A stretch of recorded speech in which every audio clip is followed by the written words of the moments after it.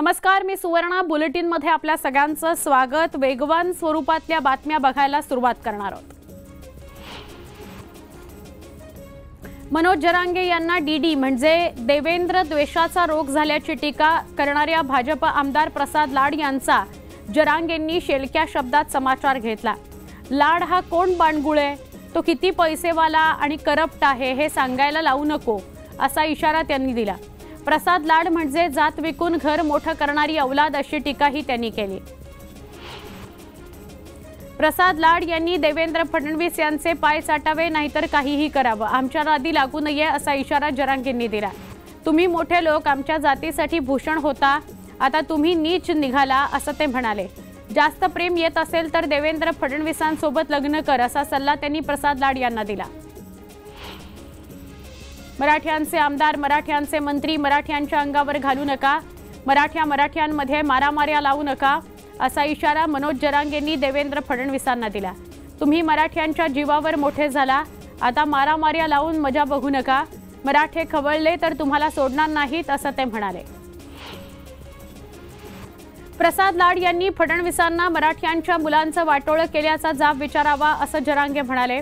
ठाण्याच्या पोलीस भरतीत तिथल्या एसपीनं कुणबी सर्टिफिकेट असलेल्या 400 ते 500 मुलांना बाहेर काढलं आणि ओपन मध्ये टाकलं, त्यावर लाड यांनी जाब विचारावा असं जरांगे म्हणाले। राज्यात शांतता राहिली पाहिजे म्हणून मराठा आरक्षण जनजागृती आणि शांतता रॅलीचं आयोजन करण्यात आल्याची माहिती मनोज जरांगे पाटलांनी दिली। 7 ऑगस्ट पासून सोलापूरला या दौऱ्याची सुरुवात होणार असून सांगली, कोल्हापूर, सातारा, पुणे, नाशिक असा दौरा होईल। सर्वांनी कामं बंद करून आपल्या जातीसाठी आणि लेकरांसाठी रॅलीत यायचं असं आवाहन त्यांनी केलं। शांतता रॅली काढण्याआधी मनोज जरांगे 20 जुलैला उपोषणाला बसणार आहेत। 17 दिवसांच्या उपोषणानंतर शांतता रॅली निघणार आहे। या 17 दिवसांमध्ये माझं काही बरं वाईट झालं तर सरकार टिकणार नाही असा इशारा त्यांनी दिला। विधानसभेत 288 उभे करायचे की पाडायचे हे मी ठरवणार असं ते म्हणाले। वादग्रस्त प्रशिक्षणार्थी IAS अधिकारी पूजा खेडकर यांच्या आई मनोरमा खेडकर यांनी 2 दिवसांची पोलीस कोठडी सुनावली आहे। शेतकऱ्याला धमकावल्याप्रकरणी त्यांना अटक करण्यात आली आहे। रायगडच्या एका हॉटेलमधून त्यांना ताब्यात घेण्यात आलं। मनोरमा यांची कार आणि बंदूक शोधायची असून अंगरक्षक आणि इतर व्यक्तींचा शोध घ्यायचा आहे असं सांगत पोलिसांनी कोठडीची मागणी केली। शेतकऱ्याला धमकावतानाचा त्यांचा व्हिडिओ कोर्टात दाखवण्यात आला। फिर्यादींवर त्या दबाव टाकू शकतात असा युक्तिवाद सरकारी वकिलांनी केला। वादग्रस्त प्रोबेशनरी IAS अधिकारी पूजा खेडकर यांच्यासह त्यांच्या कुटुंबियांच्या अडचणीमध्ये आणखी वाढ झाली आहे। पूजा खेडकरांच्या वडिलांची पुणे लाचलुचपत विभाग म्हणजेच ACB चौकशी करणार आहे। दिलीप खेडकर कुटुंबियांच्या नावावर बेहिशोबी मालमत्ता असल्याचा अहवाल ACB कार्यालयाकडे आलाय। याच संदर्भात आता या दिलीप खेडकरांची चौकशी होणार आहे। पूजा खेडकर यांनी पुणे जिल्हाधिकारी सुहास दिवसे यांच्यावर मानसिक छळ केल्याचा आरोप केलाय, तक्रार केली आहे। या प्रकरणी पुणे पोलिसांनी अधिकारी पूजा खेडकर यांना आज पोलिसात हजर राहून जबाब नोंदवण्यास सांगितलं। मात्र पूजा खेडकरांना पोलिसांनी नोटीस बजावूनही ते अद्याप वाशिमच्या शासकीय विश्रामगृहातच आहेत। छत्रपती शिवरायांची वाघनखं राज्य सरकारनं भारतात आणलीत। विशेष विमानानं ही वाघनखं मुंबईत पोहोचवली, त्यानंतर ती साताऱ्यात आणण्यात आली। साताऱ्यात छत्रपती शिवाजी महाराज प्राचीन वस्तू संग्रहालयात ही वाघनखं ठेवण्यात आली आहेत।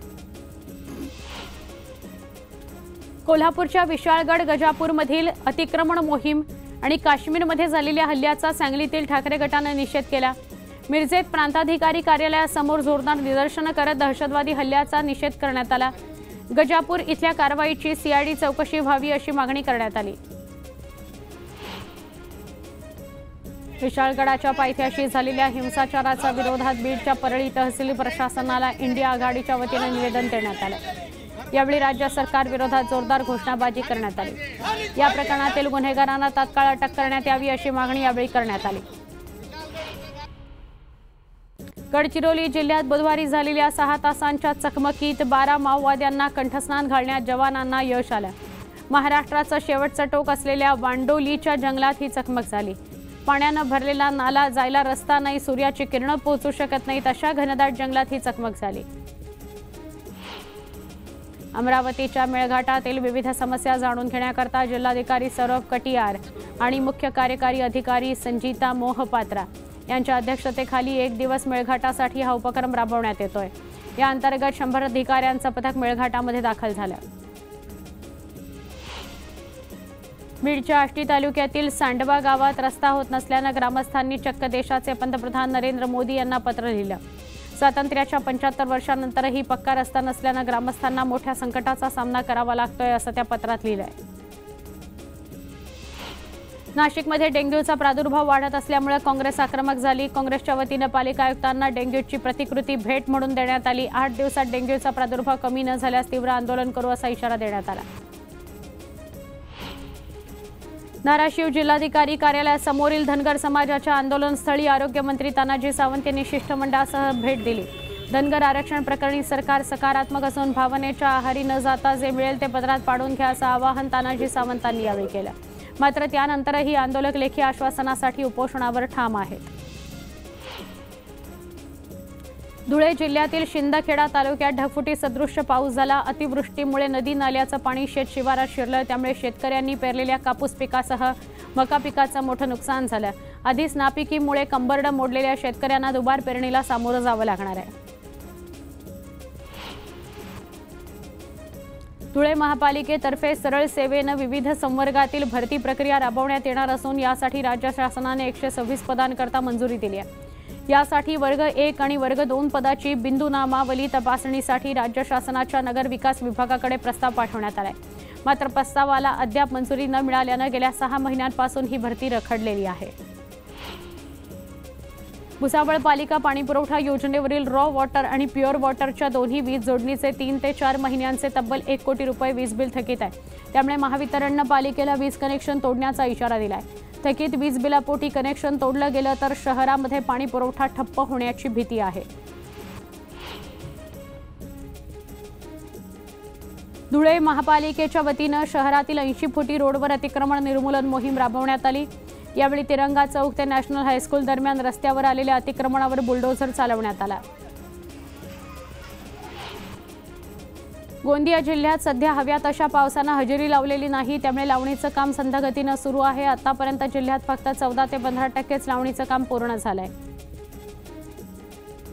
दौंड नगरपालिकेचा अजब कारभार समोर आलाय। तब्बल 1 कोटी रुपये खर्च करून बांधलेली म्युनिसिपल मार्केटची इमारत 6 वर्षांपासून धुळखात पडून आहे। मोठ्या प्रमाणात महसूल मिळणार असताना सुद्धा ही इमारत बंद अवस्थेत असल्याने संताप व्यक्त करण्यात येतोय।